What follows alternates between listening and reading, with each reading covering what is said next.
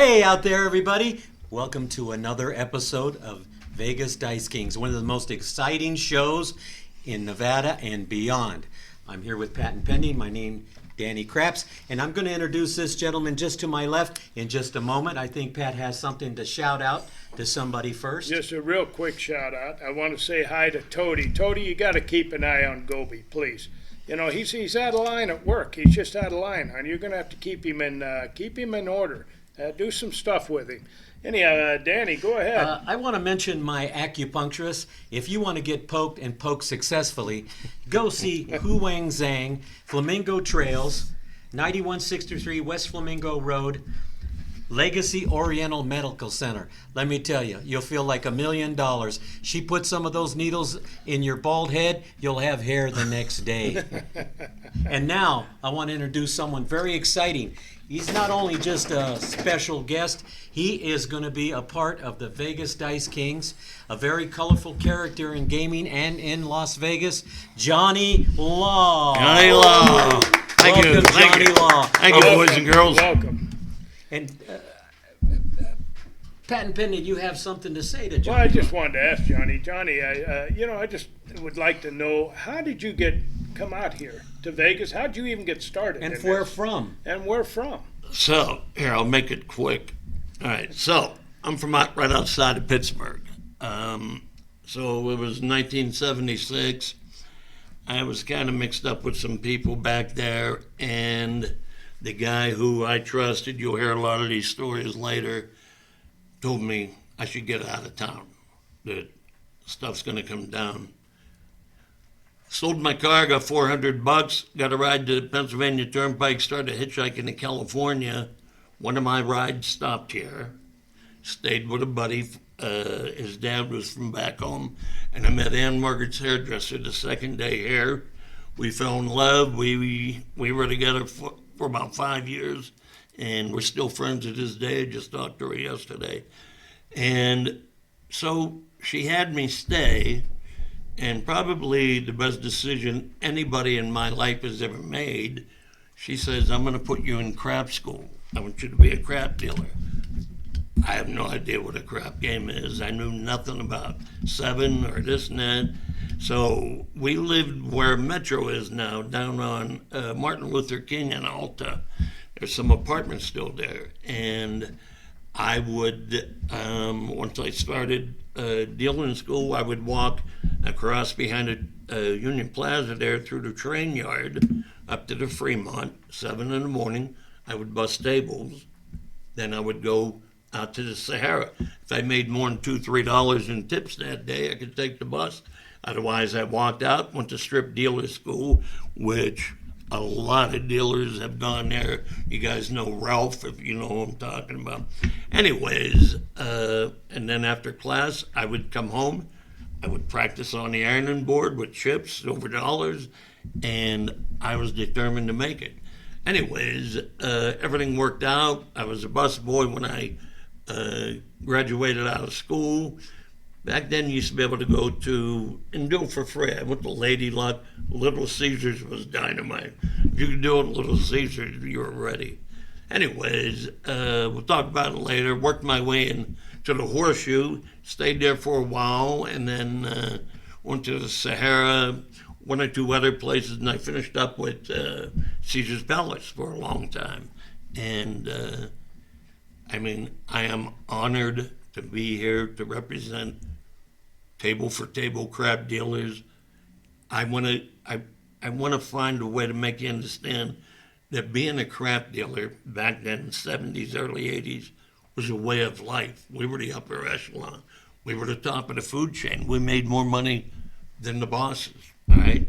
Everybody respected us, and we've got a million stories, and I'm looking forward to it. I'm glad I'm here, gentlemen. Thank you. John. Thank you, John. We're glad to have you. But I like that little story. I know you were giving them an overview of your crap movements, but how long had you been dealing when you went to the Horseshoe? Because you had to be dealing 5 years to get into the Horseshoe, because there was a gentleman there we both are familiar with, Tommy Krause. Tommy Krause. I loved him. Well, what happened is, so I'm a busboy at the Fremont, And when I'm busting tables, I happen to have the dealers area. And there was a crap dealer there, Asian kid, James Gang. Actually, it was Jung Gang. I knew him. And so he tells me one day that the Horseshoe needs a dealer. He says, go over and see a guy, Rick O'Hara. He needs a dealer because he had just started there. I says, I can't go to the Horseshoe. He says, tell him you've been at the Stardust for 5 years. So, like an idiot, I go over, I go home, get a white shirt and pants, and come back, see Rick O'Hara, and thank God he didn't give me an audition. So I told him I've been out Stardust for about 5 years, but I want to come back downtown. I didn't even know what I was talking about. So, anyways, he hires me. All right, here, you give me the apron and tie. That's how they used to do it. We'll do paperwork next week. Give you a tie and apron. Be in here tomorrow. We start at 8 o'clock.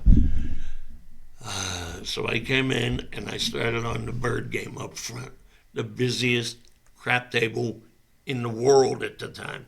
There was no table busier because this guy's betting 25 cents.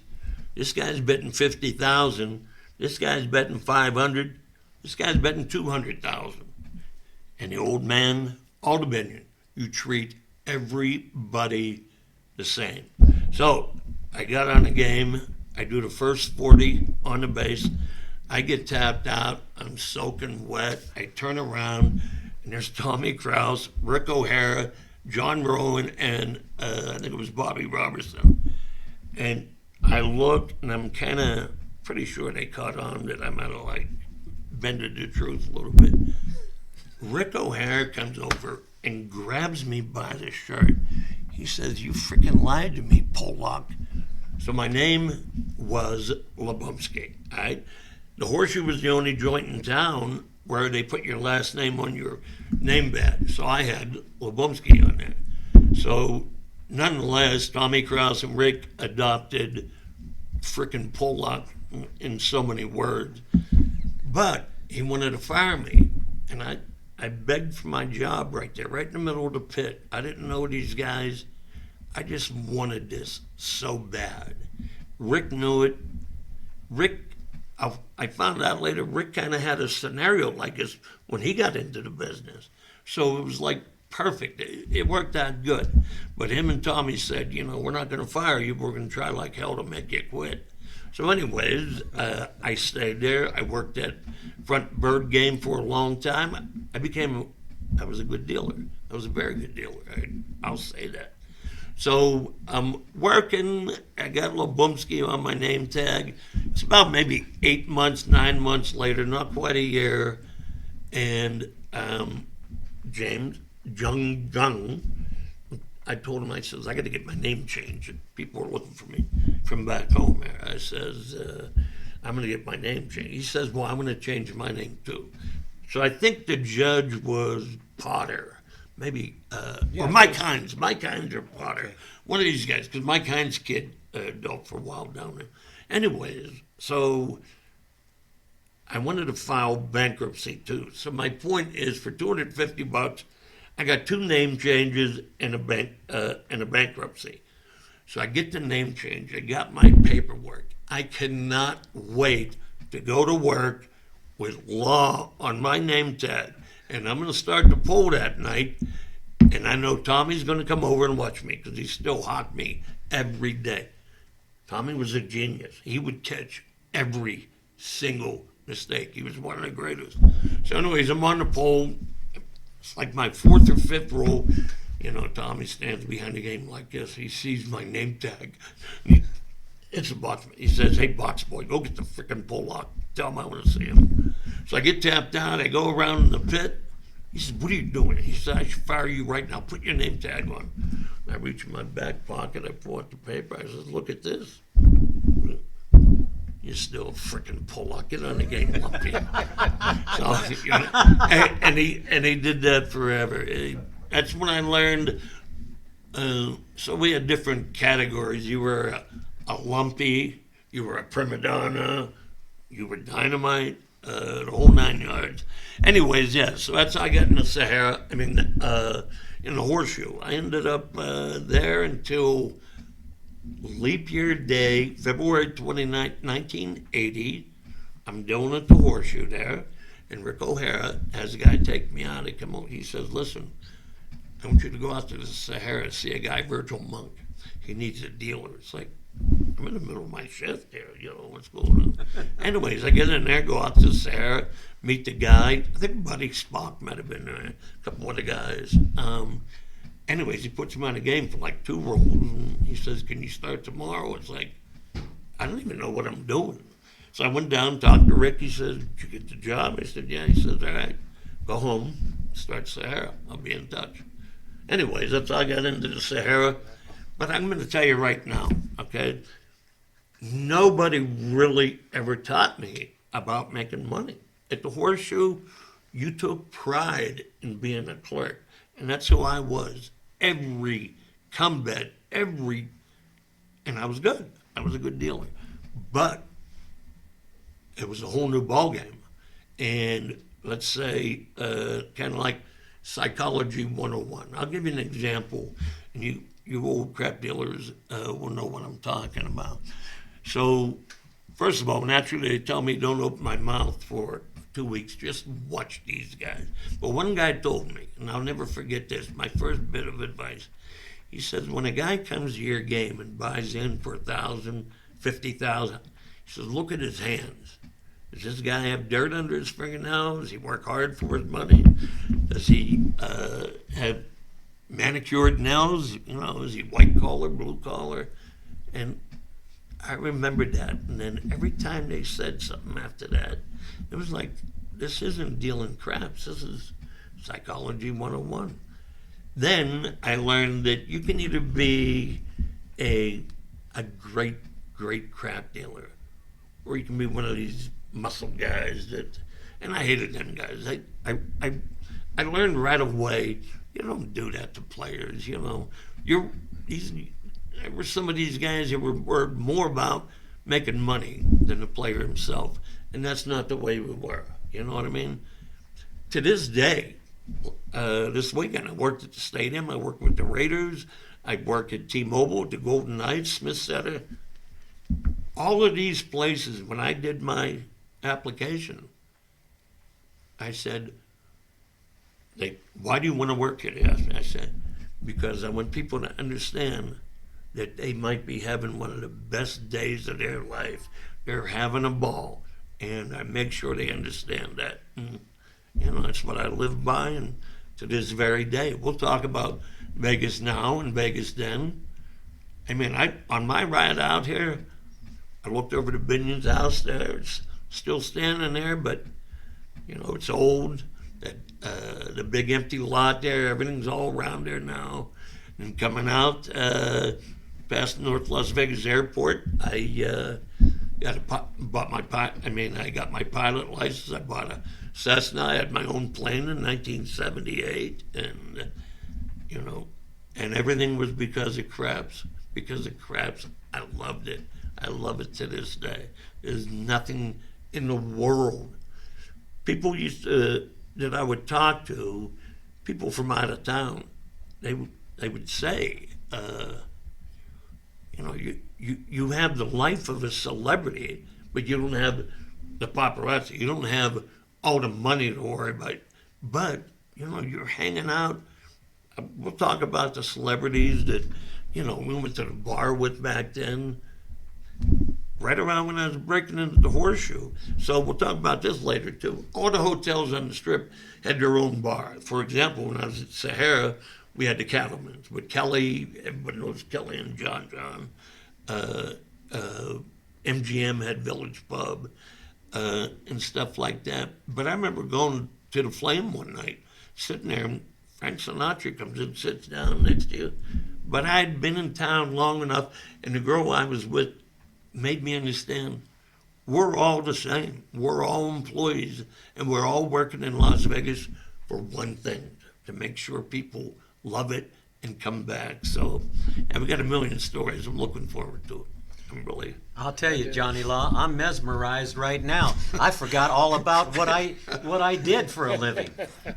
What about you, Pat and Penny? Oh, What- I've already huh? forgot everything. I'm just so into what he's saying that And but he's bringing back memories Yeah. that they're all true. and he's absolutely right. He's He was what absolutely you right. call, like, if you think about the Knights of the Round Table, they fought, they were honorable. When he said didn't like the muscle dealers, he didn't mean muscle bound. He meant arm breakers. Arm breakers. Guys that had no finesse. That, sir, you need to put me down for a bet. I mean, come on, I'm busting my ass here for you. That's not how you do it. And that was an art back then. Like Johnny said, to be able to get into these people's ears and actually get on their side, make them happy. Like when I said earlier, you ended up knowing their family, their dogs, their cats, whatever. And when they come out, they'd come look for you and couldn't wait to get on the table with you. And then it started all over again. You just had a blast, You literally had to tell these guys, stop tipping so much. Yeah. You know what I mean? The guy's playing quarters and he's trying to bet 100 for me. It's like, don't do that. First of all, sir, please don't bet more for me than what you're betting for yourself.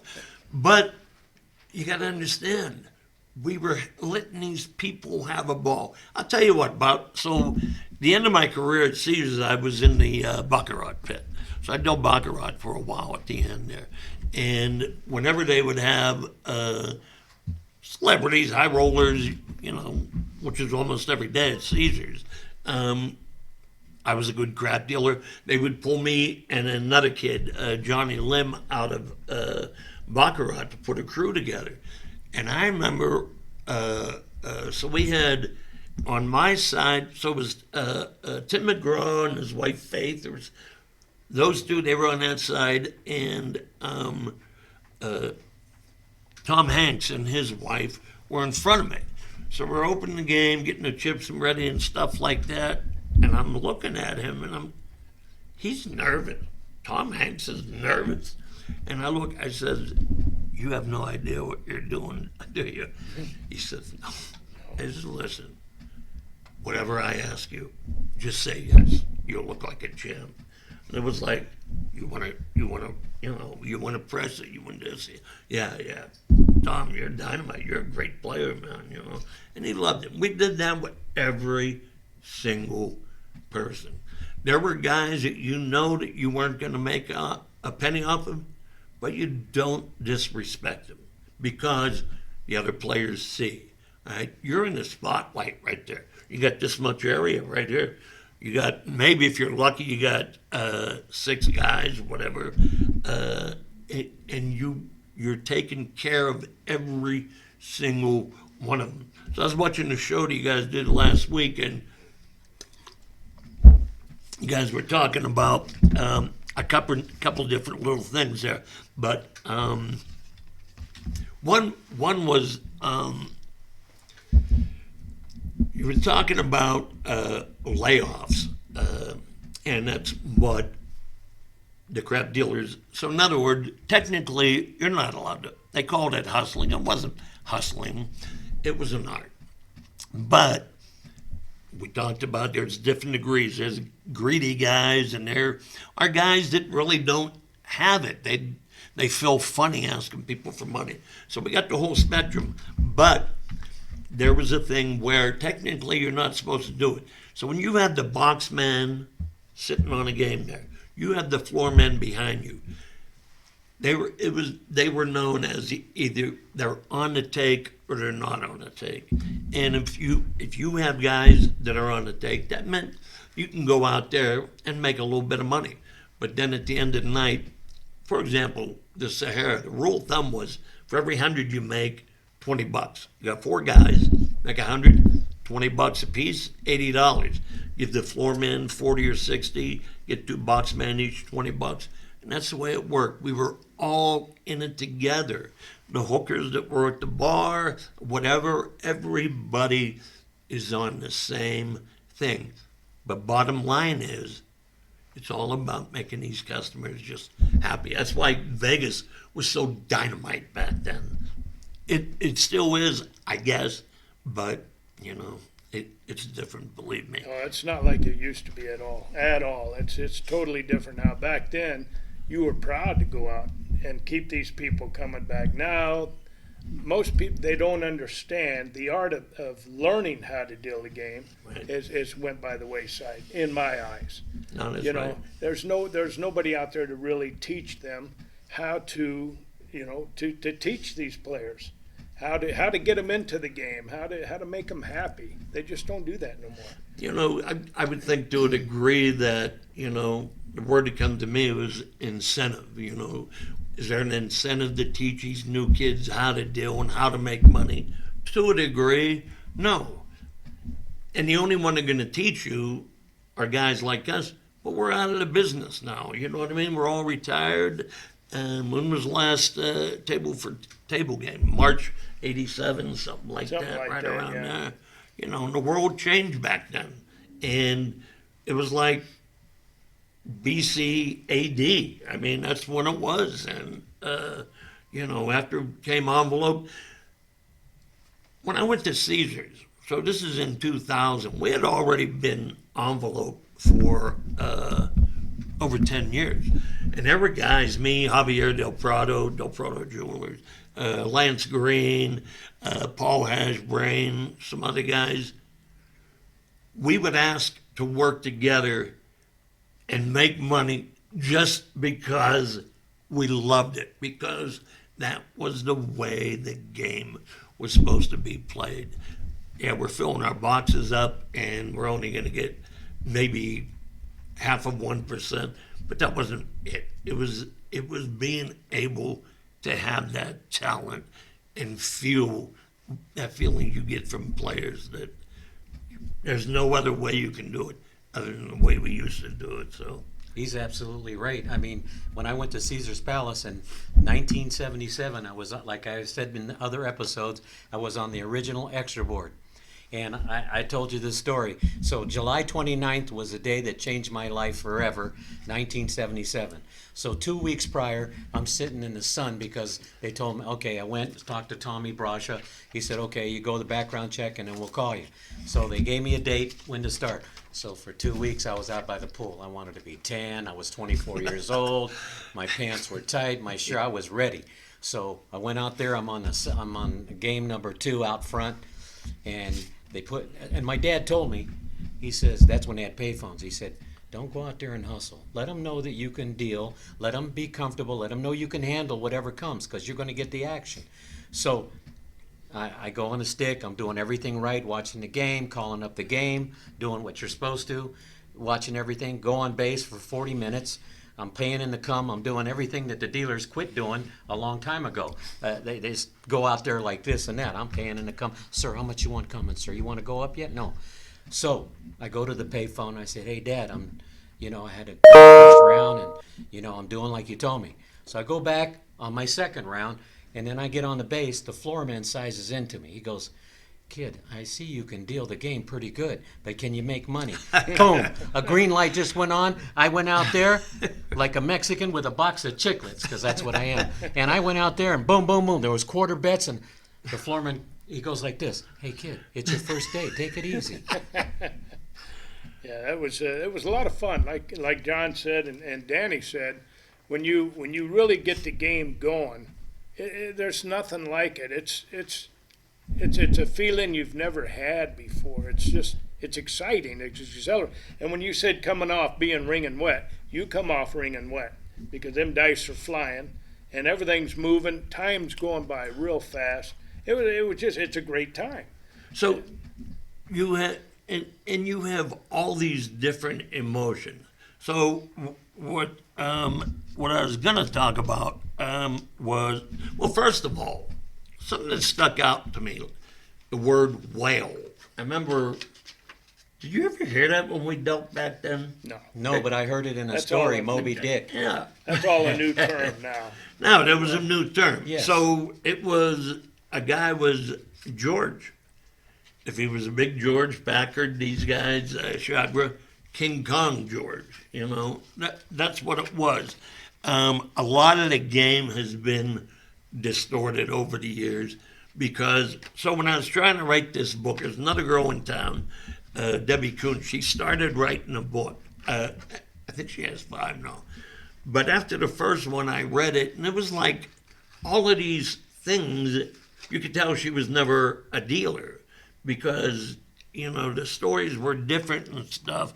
And going back to what I was saying with these new kids, it's a lost art. It's gone. We're going to do our best to bring it back up, and all these stories. But going back to, like I said, I want to show how being a craft dealer was a lifestyle. It was when we went out after work, where we went. You know what I mean? If you went to a show, because back then, right, you would walk into Caesar's Palace with a girl. You're there 5 minutes. Johnny, what's up, man? What do you want? You want dinner? You want a show? Everything was free. Probably went 15 years without buying a drink or dinner or anything, And, those are the kind of things that have gone past. But I also want to talk about, you guys were mentioning last week about Silver City. They had weekly boxing. They had Wednesday night boxing at the Slipper there. And I would always see Sylvester Stallone. He was dating Susan Anton then. So I worked down at the Smith Center. She does a lounge act down there. They got a cabaret lounge, Myron's. And she was down there, and it was dynamite, and just all these memories come back and stuff like that. I was talking to somebody the other day. So back then, the town was small, and you kind of knew a lot of people. You knew almost everybody that was there. And it was the other day, I'm thinking, I know that everybody our age doesn't look as good as me, right? But I know I see guys in the store, whatever. I know him from somewhere, but I'm not going to ask. There's one kid, Pat Manzi. Pat Manzi was a good old school craft dealer. These guys were in they worked at the Aladdin back then. There was a bunch of New York guys. These are these New York kids. Because when I came here in 76, 78, 79, we were all in our early 20s, mid-20s. Everybody was young. So you had craft dealers who sat at the head table there. Then you had 21 dealers. They were girls, we were guys. We all hung around together, little groups, and it's just the way it was. I mean, I'll talk about my wedding. My wife, Doreen, God bless her, she's beautiful. My wedding, we had the Flying Elvises. We had a singer. I literally had the Flying Elvises drop from a plane down to our wedding reception. I got all these stories, and it's all about that crap dealer mentality. So I teach at UNLV. I'm an artist. Wow. I teach art at UNLV, and I had some real bad cancer about 2008. So I lost my leg and all this stuff. But what I'm saying, my hands are kind of gone, and I'm having trouble even drawing anymore. But my classes come down to teaching more creativity. Creativity is more important than the actual drawing. Come up with your project. But what I'm getting at is the creativity come from when I was a craft dealer. These little things on a daily basis, how to handle this guy, how to handle that guy. Then you build this repertoire of these different things, these scenarios you got going on inside you. And when I look back, everything I did in Pittsburgh growing up was like to be a craft dealer. And everything I've ever done since has a lot to do with being a craft dealer in the old days. And I mean, I'm honored to be here, guys. I'm glad to be part of this. If you guys, those of you who are watching, anybody else who was around in them days, tell them about it. Spread the word, because we're going to have a lot of good stories going on. You're not kidding, Johnny. I know that I'm mesmerized, and I've been a crap dealer for almost 50 years, and Patton's been a crap dealer for almost 50. And speaking of the Aladdin, that was Patton Pending's first strip job at the Aladdin. Sure was. With all the boys from Detroit. Yeah. worked with all them over there. I Did had you work a with any of blast. these guys he knew from the Aladdin? What year were you sure in did. Aladdin? I went over there in 75 till 70, right at 78, latter part of 78. Then I went over to the truck. Guy Paul Satelli, Whitey Herzog. Oh, yeah, sure. Some of these other guys. Yeah, there was- yeah, I worked with a lot of them guys. And I'm Right. telling you, it was totally different back then. We really had a good time. All of us had a good time. In fact, I did not want to leave that job. Nate Glassman come over and told me, he said, Don Shepard would like you to go over to the trop. I'm going to give you my condolences to go over there. And he said, do yourself a favor and go. This is going to change here within the next year. And it did. Did. So I left, went over to the Tropicana, and that was my home for 20-something years. Oh, wow. So, you know, I was around all these guys all the time. You know, there's places when we get off work, we would go and head out. The Shark Club, we go to my place. You know, all of these. The Bond Air. The Bond Air. That was that was right down the street. That was a lot of fun there. We had a lot of fun. All these, you know, I mean, the Jungle Club. You can go on and on and on about these. Well, yeah, like he was talking, John. John was a John's, bartender yeah. at A legend. Yeah. A legend. No, A legend. sure. He was at the Fog Cutter back in the day. The Fog Cutter and Kelly, which because I was out there every night. Yeah. I mean, I remember think we all were. We all went out every night. Every night you went out. Every night. I remember I'd gone outside the Fog Cutter and I'm stoned. I come back and I'm sitting next to Andy Granby Hanley and his dad, you know, and I said, "You guys just come back from a hit or what?" He says, "What do you mean hit?" I said, "This joint that I got in my hand," because I knew that they took care of certain things for certain people. Sure. You know, it was just it was a totally different time. Like I said, we'd get off work, we'd go out and stay at a bar for probably 8 hours.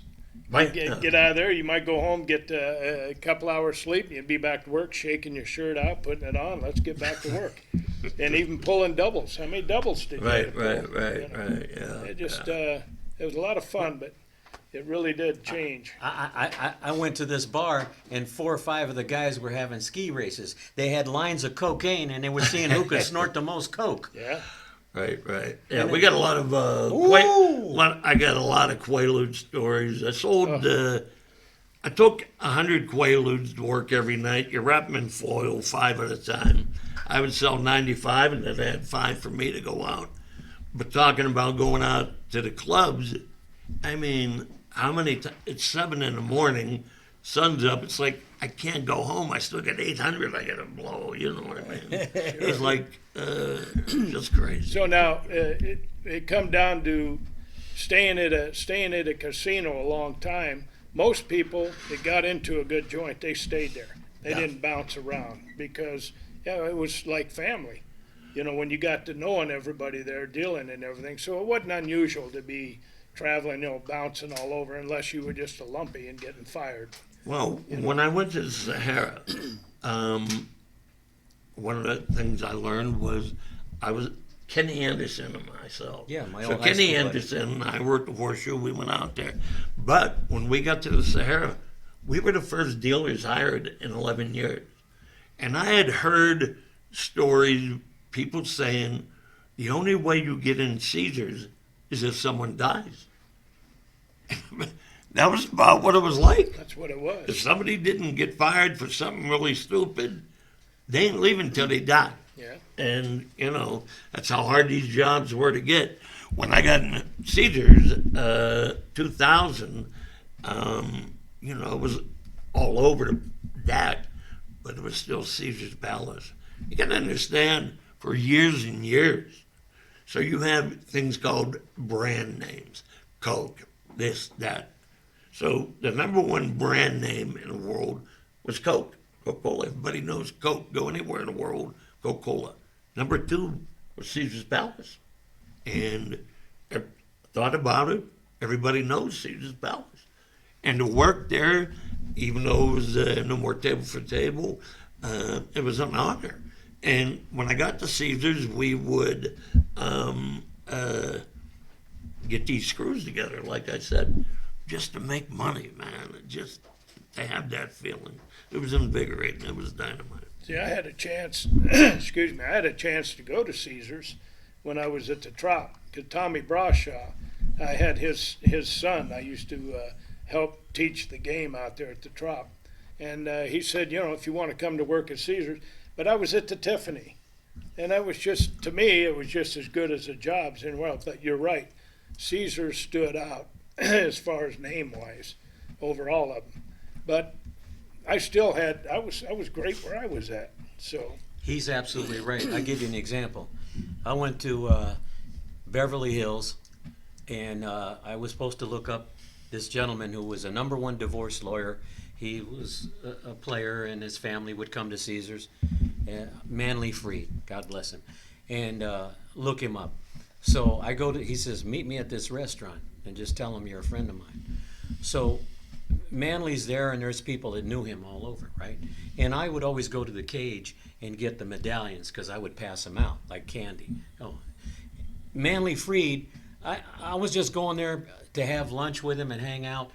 And as soon as he introduced me as a crap dealer from Caesars, it was like all these people around the table ignored Manly because they see him all the time and started talking to me about dice and about dealing at Caesars and what are some of the people you dealt to and what about these games. And I felt like a celebrity. That's what I was just talking about, the celebrity status. That was our lifestyle. We lived that. And so I worked for the Hilton for years, and we used to be able to go get rooms for free. So I went all over having free hotel rooms, stayed at Waldorf Astoria, the Washington, D.C. Hilton and stuff like that. But, and back then, every time I would check in, have a little 50, because we gave money to everybody. Everybody got money. And I said, but I remember it was always, you're from Las Vegas. Do you work in the casino? Yeah, you know. And people were amazed by that. A little bit different now, but like you said, we were celebrities, you know. Well, let me just, a real quick one. My uncle and I, who was a crap dealer, also real good, Carlos, my uncle, he worked at the Horseshoe for 12 years. And it was a jam-up crap dealer, little Mexican guy. He used to wear them elevator shoes to make himself look like 6'1". He was only 5'6.5". But anyway, the cops were stopping people and asking them if they had so much money before you went into Tijuana. So Carlos was driving, and he says, "You guys from Vegas?" "I'm driving a Cadillac. It's brand new." He said, "What do you do?" And Carlos, without thinking, he goes, "We're dealers." He goes, "Pull over. We got to search your car." And they follow us over there, and the guy says, "You're dealers. What kind of dealers? You selling coke? What?" I said, "No, we're crap dealers." They searched the car. He said, "You're crap dealers." And at Caesars, they gave you cards. I'm going to bring a card so you can see. It says Dan Flores on it. You could pass out the plate. They thought we were drug dealers. And, of course, he looks more Mexican than me. I could get away with passing for someone from Arkansas, but he couldn't because he was dark. And they said, "Dealers, pull it." And they searched the car and everything. Finally, he said, "We're crap dealers." And I go, "Oh." That's funny. that is funny. That's pretty Hey, and I found out that now, excuse me, they got Formula One coming to Las Vegas.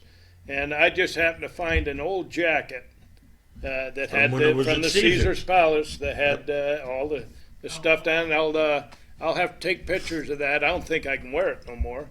I got to get it dry cleaned. It's been put away for a while. But I'd like to show that too. It was cool when I found it. It was like finding a candy bar, you know. I said, oh. Well, I talked to Johnny. He said it's okay to I'm gonna start bringing in some photos. I got dynamite. I was at every implosion, but I got stuff with back then. So UFC, if you want to go watch a UFC fighter workout, you got to pay like $100, and you go to the Thomas and Mack, and the guy's this big. Behind, I'm this close to Muhammad Ali, right? When he used to fight, you got Sugar Ray, you got Ali, Larry Holmes. I got all these guys' pictures. So I'm going to have a lot of stuff I want to bring in that tells a lot of stories about how dynamite. That'll be I can't wait. I can't wait. Yeah. You know, everyone out there, you keep supporting our show, and now with the addition of Johnny Law, who's going to be permanent, like a set of dentures. So, and patent pending, he's going to be writing a book on his memoirs and also his traveling experiences. Not without you two, though. I No. got to have some We're support in. here. 'cause We're I in, mean, brother.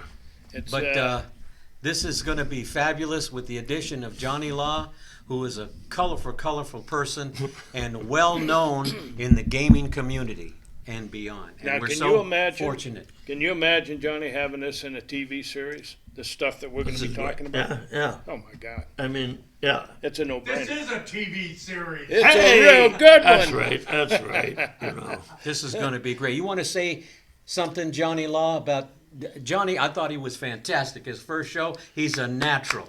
My hat's Thank you. off Thank to you. Thank you. natural. Thank you. Yes, Um, my hat's off. Just that, just talking about this, man. Yeah. I mean, this is real. We were young men back then. This was part of our life, man, and it was dynamite. There was nothing like it in the whole world. There was nothing like it in the whole world, right? And we're the last And ones we're to still do it. here.